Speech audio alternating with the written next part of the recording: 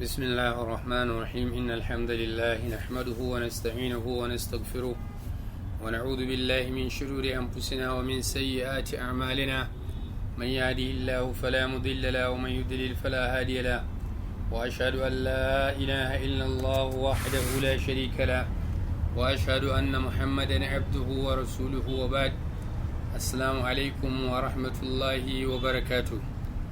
yan uwa barkanmu da sake saduwa a wannan dandali namu na ilimi fitilar rayuwa academy wanda ni Kabir Ahmad Abu Bilal ke gabatar da koyarwa akan darussa daban-daban. Dan uwan da ya taimaka muka fara wannan karatu shine Muhammad Sani Bello. Muna mai addu'a Allah ya saka mai da alkhairi. Wannan shine darasin mu na physics karo na 7, kuma a wannan karon zamu fara karatu ne akan abin da ake kira circular motion. Menene circular motion? Daga cycle aka samu. Suka ce this is a type of motion in which the body moves around a circular path. Duk lokacin da aka samu a body, kamar yadda muka san me body a science, muka ga yana tafiya yana ta zagaye wani waje, sai mu ce wannan abin yana yin circular motion. Kamar yadda muka ce duk abin da muka yana tafiya in a straight line, sai mu ce yana mene linear motion. To shi kuma wannan sai mu ce yana mene circular motion. Misalai shine da za ka je da bicycle ɗinka kai ta zagaya runabout, ka je ka samu roundabout kai ta zagayawa, sai mu ce kana yin circular motion. Da kuma za ka samu wata igiya sai ka ɗaura mata ƙarfe daga ƙarshe, sai ka riƙe ɗaya ƙarshen kana ta wulwulawa, shi wannan ƙarfen yana yin circular motion ne. To kamar yadda muka sani duk lokacin da aka ce ga cycle, to yana da abin da ake ce ma radius, kuma mun san radius shine distance daga center din cycle din zuwa wurin da ake kira circumference. Wannan zagayen ko ina a cikin shi sunan shi circumference. So mu dauka cewa we have kaman ga cycle nan ne center, so daga nan zuwa A din nan ko kuma daga nan zuwa B, dukan su za a kira su mene radius. So mu dauka body din ya tashi daga A sai ya tafi B. Mu ba wannan tsawon circumference in ya dame mu ba, a faɗin wannan angle din shi ya dame mu. So therefore yanzu daga nan za mu yi definition din waɗansu abubuwa da suke muhimmai na circular motion. Na farko shine angular velocity. Idan da yan uwa za su yi tuna, velocity is equal to displacement all over time a linear motion. Nan kuwa circular motion, the velocity is defined as the rate of change of angular distance with time. Ma'ana velocity omega, wannan ba w ba ce, omega sunanta, is equal to delta theta, that is change in the angle, all over t, which is many time. Wannan angle din unit da ake amfani da shi shine radian, rad kenan. Shi kuma time dama da unit din shi yana nan a matsayin second. To sai mu ce unit din angular velocity omega is equal to rad per second. Sannan muna so mu sani cewa shi wannan angle da muka ce ana auna shi in radian, 180 degrees shine equal to pi in radian shi kuma. So a shida za ka ɗauki total cycle a angle a cycle ba 360 ba, 360 ai daidai ke da 180 times 2, sai mu ce to 360 is equal to 2 pi in radian. To abu na gaba da za mu yi defining shine angular acceleration, shi kuma alpha. This is the rate of change of angular velocity with time. Kamar yadda muka san cewa acceleration in linear motion is equal to change in velocity all over time. To shi ma nan alpha, that's the angular acceleration, is equal to delta omega, that is change in angular velocity all over time. Sai mu tuna unit in angular velocity is rad per second. To yanzu ga wani second din sai zama rad per second square, shine unit din mene angular acceleration. Kuma nan a shaida mun ga dama za mu isa omega 2 minus omega 1. Ma'ana omega 2 to zama final angular velocity, omega 1 initial angular velocity, sai mu ce all over time. To abu na gaba da za mu yi defining shine suke ce mai period na circular motion, T, capital T. Menene period? Is defined as the time taken by the object to make complete revolution, ma'ana to make complete cycle. Idan body ya tashi a jikin cycle, misali daga A din nan ya je zagayo dawo A, to ya yi cycle ɗaya kenan, ya yi complete revolution. So time ɗin da ya ɗauka shi ake kira period ɗin shi. Kuma formula ɗin period ɗin T capital is equal to 2 pi all over omega, where pi dai mun san is constant 22/7. Ita kuma omega ita ce angular velocity da muka gani yanzu. kuma tunda dai time din nan t din nan is a time, sai mu ce unit din shi is in second. So baccin period sai kuma frequency in circular motion, small letter f. Me ake kira frequency is the number of complete revolution made by the object per unit time. Ma'ana idan da a ce kana da body ya tashi daga A, idan zai iya zagayowa wajen A din nan su 10 a second daya, sai mu ce frequency din shi ya zama 10. Idan so ɗaya zai zagayo a second daya, frequency shi ya zama 1. Ko so nawa zai iya complete revolution in just unit time, ma'ana 1 second, shi ake kira frequency. Kuma unit in frequency din nan ko kuma formula first shine F is equal to omega over 2 pi. Unit din shine hertz. Wannan hertz din wani scientist ne dan kasan Faransa, professor ne na physics, to an bada wannan dan girmama sunan shi. So ku kalla, period is omega 2 pi over omega, frequency is omega over 2 pi. Yanzu it is very clear cewa the frequency da period sun zama reciprocal din juna kenan. Saboda me muka ce period is equal to time taken all over number of revolution, shi kuma frequency is number of revolution all over time taken. Kunga ya zama direct reciprocal to one another. Therefore t is 1 over f, f kuma shi ta ma is 1 over t. Kuma mun ce unit in frequency shine hertz. Kuma mun faɗi me yake nufi, total revolution da za a iya yi, number of revolution a just second daya. In yi so 10, frequency shi ya zama 10, ko so nawa yayi frequency shi ya zama haka. So yanzu abu na gaba muna so mu ga wayansu forces guda biyu da suke acting a jikin body inda yana yin circular motion. Akwai force guda ɗaya da ke kokarin ya ja body din zuwa center of the cycle, ana kiran shi centripetal force. So akwai kuma wani force da ke jan shi opposite, ma'ana away from the center of the cycle, shi kuma shi ake kira centrifugal.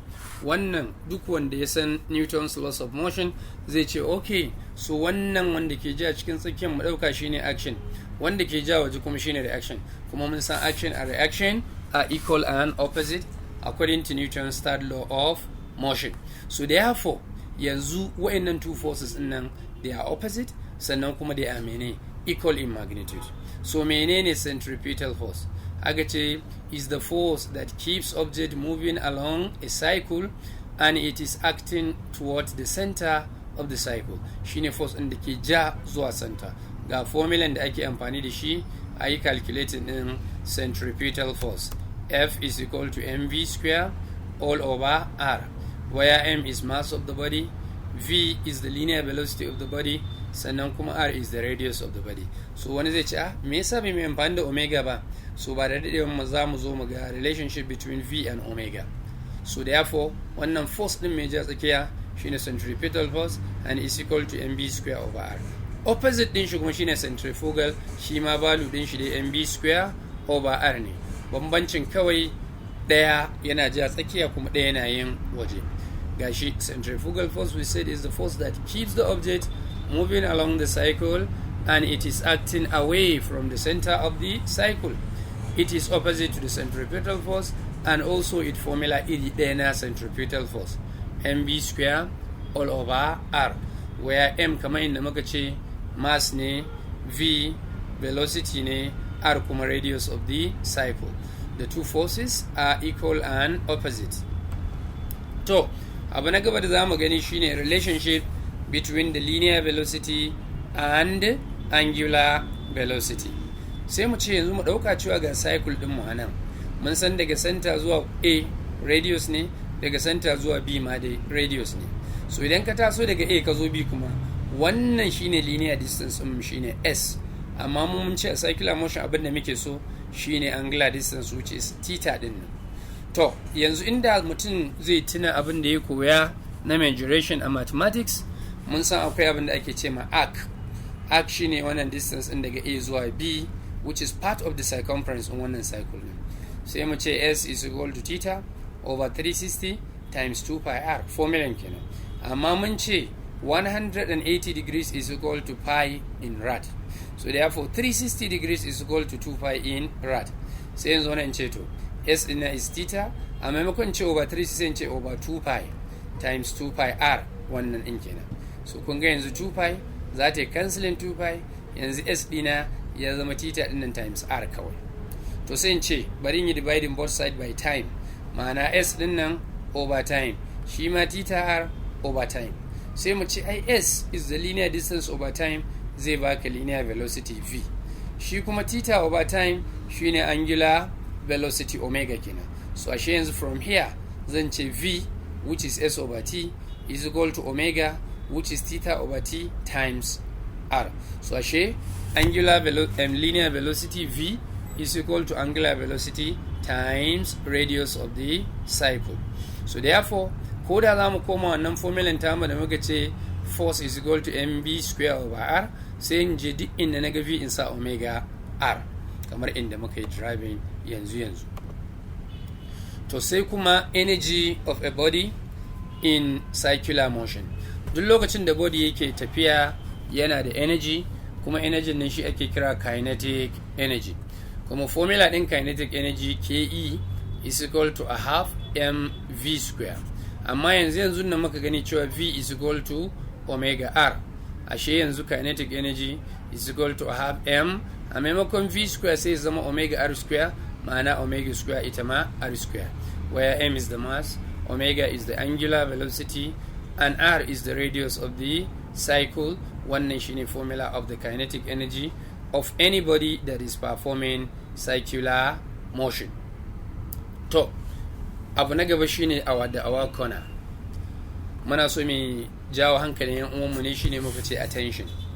Allah says, Allah ya ce a cikin Qur'ani, O mankind, we have created you male and female, and have made you nations and tribes, that you may know one another.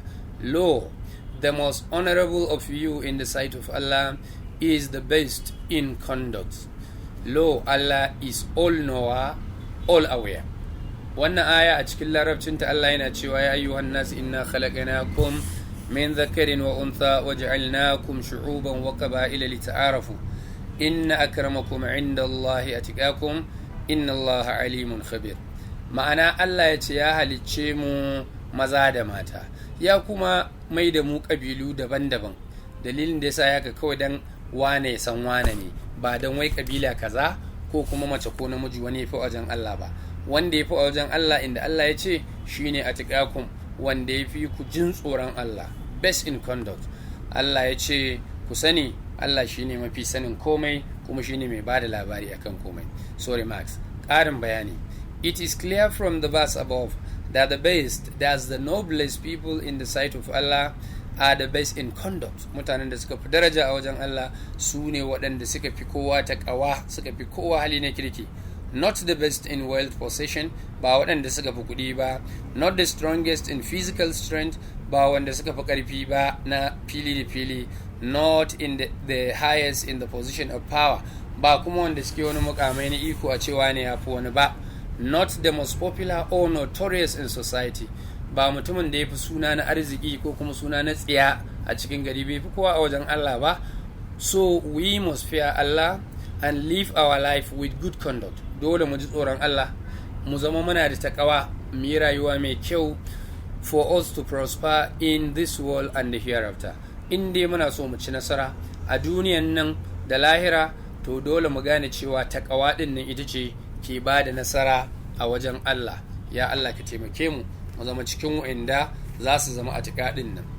So bacin haka sai mu koma karatu na simple harmonic motion. Suka ce this is a type of motion whereby body moves or vibrates to and fro between two fixed points. Shi simple harmonic motion shine motion din da zaka ga shi abun da ke motsin ko da ke tafiya, zaka ga yana kaiwa yana dawowa ne tsakanin wurare guda biyu. Idan muna so mu fahimci wannan, mu kalli wannan, mu dauka cewa igiya ce nan, ga kuma wani karfe an daura a nan, wannan kuma an rataye shi a sama. Idan ka ja igiyan nan ka sake ta, za ta yi ta kaiwa tana dawowa, ta zo nan karshen, ta koma can, ta dawo nan, ta koma can. Idan kuma da a ce wannan spring ne an daura mai wani nauyi, idan ka ja wannan nauyin ka saka, za ta yi ta sama tana ƙasa. Wannan kuma da a ce glass ne, test tube, ka zuba mai duwatsu masu nauyi ko kuma ƙarafa, sai ka sa shi a ruwa, in ya ɗan natse ka danna, da ka sake shi zai fara up and down a cikin ruwan nan.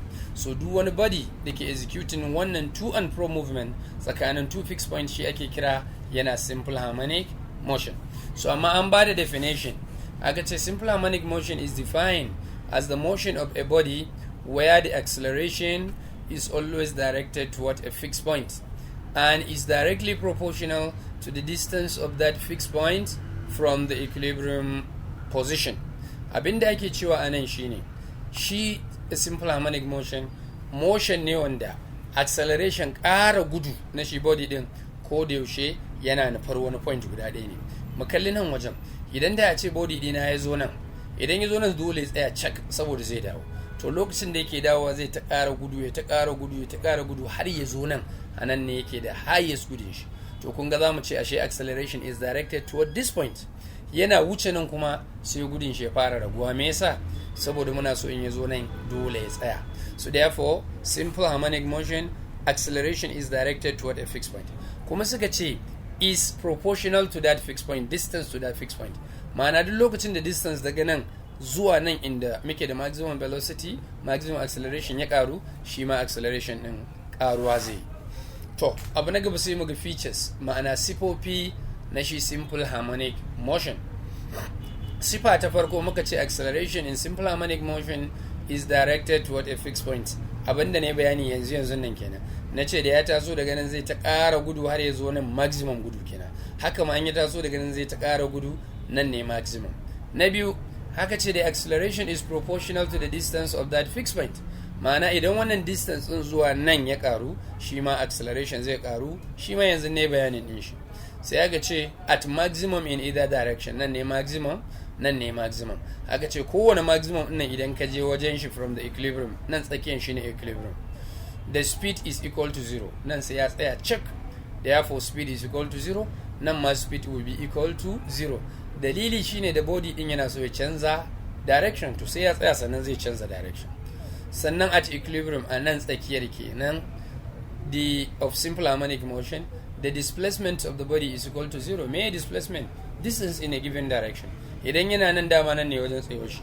Therefore displacement din shi is equal to 0. Amma a nan ne muke da maximum speed, mun faɗa cewa in ya taso nan zai ƙara gudu har ya zo nan.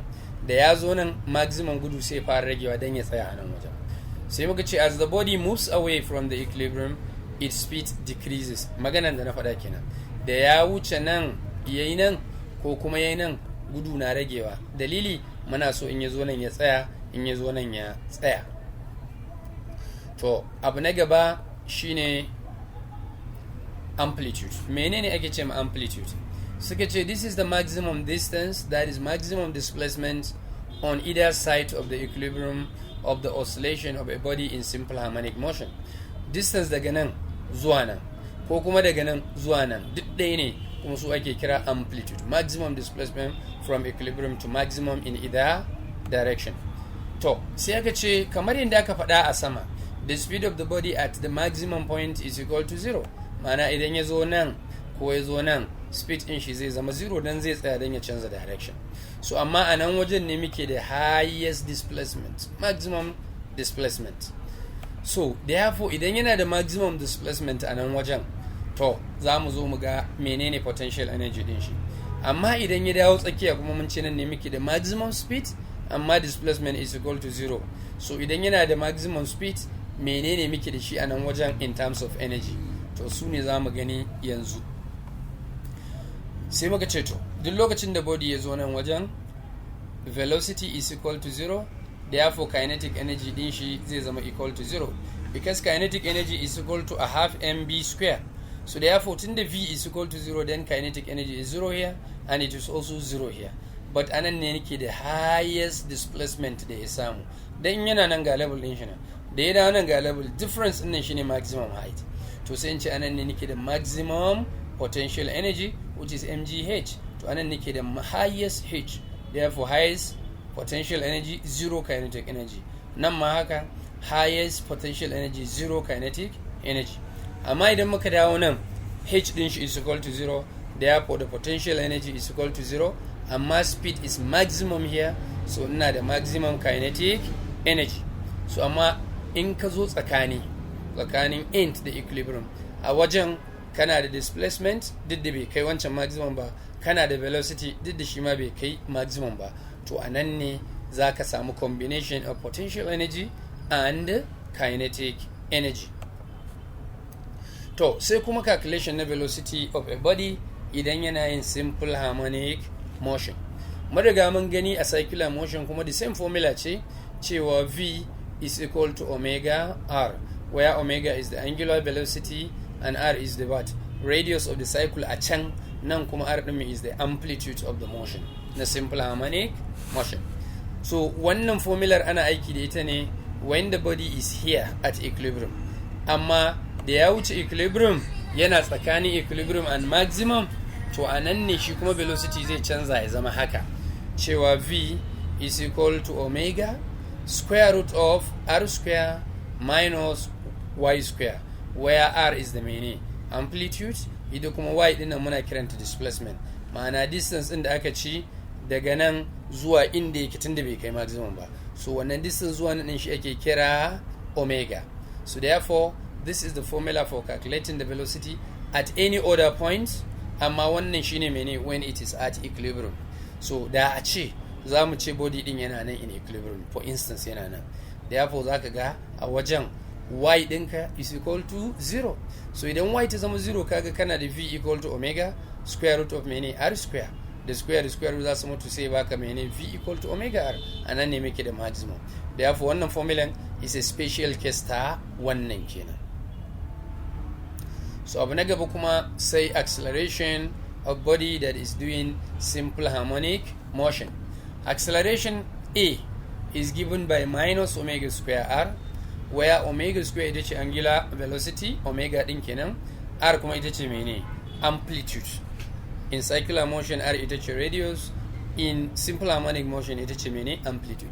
Menene dalilin sa minus din nan? Minus din yana gaya mana kana wuce equilibrium, the value of acceleration will start decreasing, zai fara ragewa, saboda muna so in kaje can karshe a tsaya cak. To sai muka ce at other positions between the equilibrium and the maximum, ma'ana idan body din yana tsakiya ne, ba a nan equilibrium yake ba, ya baro equilibrium amma bai kai can karshe ba, to acceleration din shi kuma gata a equal to minus omega square square root of r square minus y square, kamar inda na ce wannan y din ita ce displacement, distance from shi equilibrium to inda body din yake wanda bai kai can karshe ba. Kuma na gaya mana nan da a ce na equilibrium y is 0, formula nan za ta koma wannan, therefore ashe wannan maximum is a special case of this general formula. Kamar yadda na faɗa kuma ita minus in tana nuna mana cewa acceleration na raguwa ne whenever the body ya wuce mene equilibrium. To abu na gaba shine frequency na simple harmonic motion. Idan body yana yin simple harmonic motion, menene formulan calculating frequency, ko kuma menene ma frequency din? Abinda ake nufi da frequency, ku tuna a circular motion mun ce time number of complete cycles zai a cikin second daya, nan kuma za mu ce idan ya tashi daga a ya je na b ya dawo, idan zai haka so 10 a second daya frequency shi is 10, idan zai so 100 frequency shi is 100, ko so nawa zai je ya dawo a cikin second daya tal, to wannan shi ake kira mene frequency din shi. That is number of time it can make complete to and fro movement in 1 second. To shikenan sai muka ce the formula da ake calculating din frequency irin da wacce circular motion ne, f is equal to omega all over 2 pi, kuma unit in frequency shi ma dai hertz din ne kamar inda yake a can wajen. Daga nan wajen da zan yi cross multiply za mu gano omega is equal to 2 pi f. So abu na gaba kuma na ƙarshe shine idan ana so a samu periods of a body doing simple harmonic motion. Menene period? Shine time din zai dauka ya je daga one end ya je ya dawo. To idan kana so kai calculating din frequency din sai ka duba wani irin body ne, simple pendulum ne ko spiral spring ne ko wani abu ne na daban, kowanne yana da nashi formula for mene calculating the simple the period, kowanne yana da formula for calculating the period. For instance, inda zamu let's go to the examples inda magani guda uku ga su, wannan simple pendulum, wannan spiral spring, wannan kuma test tube loaded in a water. So wayannan guda biyun ko ne akwai formula. Tsawon igiyan nan daga nan zuwa nan shine L din mu. shi kuma wannan spring din duk lokacin da ka sa mai mass ka ja shi za a sami extension small letter e, ko kuma yana da abin da ake kira spring constant k. So based on wa'annan abubuwan su uku a nan ake iya yin amfani da particular formula. Yanzu misali bari mu ɗauko na simple pendulum. Ba mun ce tsawon wannan igiyan ko menene wanda ke rike da bulb din shine L ba, to formula is equal to 2 pi, which is constant, square root of L over G, where G is acceleration of free fall due to gravity. So ashe the only thing da ke canzawa shine mene L. Idan kuma muka dawo shi spiral spring ne wanda an ba mu mass din da aka dora mishi, an ba mu spring constant K, sai mu ce to period din is equal to 2 pi square root of M all over K, where M is the mass attached and K is the spring constant of shi wannan material in spring. Idan kuma ba haka bane an ja shi ne sai aka sake shi, to extension din da ya samu shine E, sai mu ce period is equal to 2 pi square root of E all over G.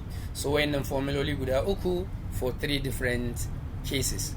A nan muka zo ƙarshen wannan darasi na yau. Duk wanda ke da wata tambaya ko neman ƙarin bayani, ga GSM number sun mu nan, ga email sun su nan, in mu nan. Muna kuma gode ma kowa da kowa lokacin da ya bada ya kalli wannan koyarwa, kuma muna buƙatar addu'o'in ku. Allah ka samu dace mu cika da imani, Allah ka yaye mana duk wata damuwa a rayuwar nan ta duniya. Idan cika mu ta zo, Allah ka samu cika da imani. Wa subhanakallahumma wa bihamdika ashhadu an la ilaha illa anta astaghfiruka wa atubu ilayka. Assalamu alaikum.